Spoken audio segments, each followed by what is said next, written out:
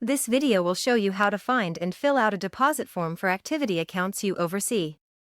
When you collect funds for a student activity or organization, you must deposit those funds into an activity account.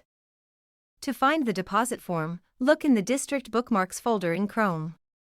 Within the Staff Resources subfolder, you can find the link to make a copy of the activity account deposit form.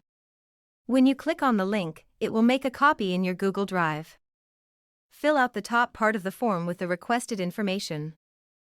Enter the amount of coins, paper currency and checks on the appropriate lines. For each check, include the check number and the issuer's last name along with the amount paid. Once all coins, cash and checks have been entered, double-check the math to make sure the total is correct. Add the explanation line to tell what the funds were given or raised for. When you are done, rename the file and file it according to your organization system within your Google Drive. Print the deposit slip and sign it. Before turning in the slip and funds to the office, ask a colleague to verify your deposit and make sure your count matches theirs. Then turn it in to your campus secretary.